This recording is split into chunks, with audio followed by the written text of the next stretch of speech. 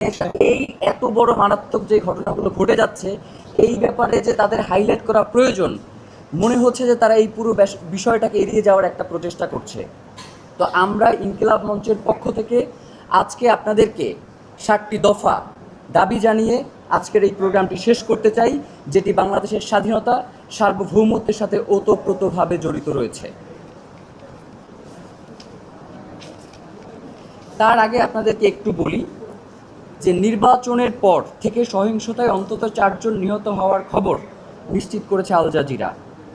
এর মধ্যে কোচবিহারের গোসাইমারিতে একটি মসজিদ রক্ষা করতে গিয়ে এক মুসলিম ব্যক্তি নিহত হয়েছেন বলে জানিয়েছে দ্য অবজারভার পোস্ট। অন্তত 50 জন মুসলিম সরাসরি শারীরিক নির্যাতনের শিকার হয়েছেন। কোচবিহারে অন্তত 3টি মসজিদ এবং দার্জিলিংয়ের জোর পোখরির একটি মসজিদে হামলার ঘটনা ঘটেছে। লন্দিনা ও আবুতরা গ্রামে অন্তত 15টি মুসলিম পরিবারের বাড়িঘর ভাঙচুর এবং ভাঙার ঘটনা ঘটেছে। কলকাতা নিউ মার্কেট এলাকায় বিজয় উৎসবের সময় বুলডুজার দিয়ে অনেক মুসলিম মালিকানাধীন দোকান স্থাপনা ঘুরিয়ে দেওয়া হয়েছে। আমার কাছে প্রায় 34টা এখানে সংবাদ রয়েছে, যেগুলো মাত্র 48 ঘন্টার মধ্যে পশ্চিমবঙ্গে ঘটেছে নির্বাচন শেষ হওয়ার। তো আপনারা শুধুমাত্র যদি এইটাকে পশ্চিমবঙ্গের অভ্যন্তরীণ ঘটনা বলে মনে করেন, তাহলে আপনারা এটা মারাত্মকভাবে ভুল করছেন।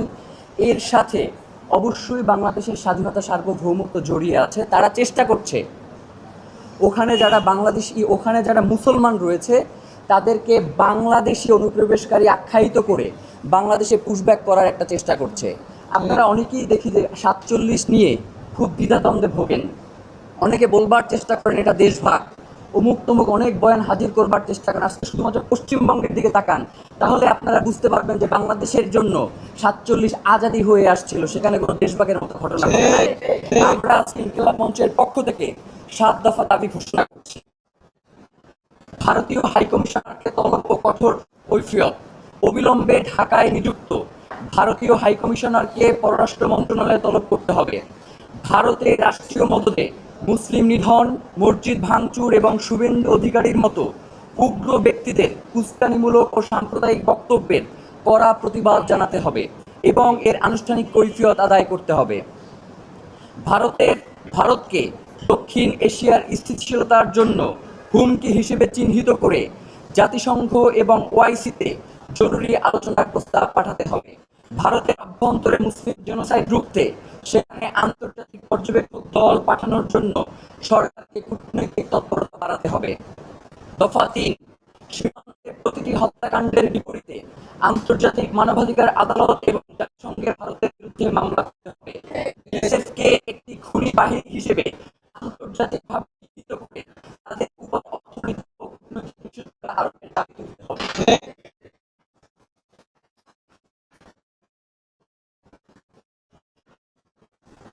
আগামী ভারতের উগ্র হিংসতা ও সীমান্ত হত্যার প্রতিবাদে সম্মত নিন্দা গ্রহণ করতে হবে। এছাড়া গত 1 দশকে সীমান্তের তালিকা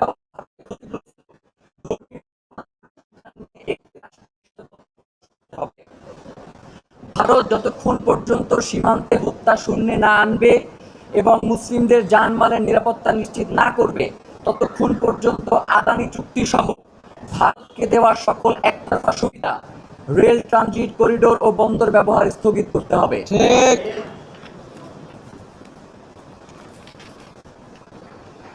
আমরা বাংলাদেশের অন্তর্বর্তীকালীন সরকারের একজন উপদেষ্টার বরাতে আমরা জানতে পেরেছি আসিফ নজরুল তার মাধ্যমে যে বাংলাদেশে অবৈধভাবে 26 লাখ ভারতীয় কর্মরত রয়েছেন।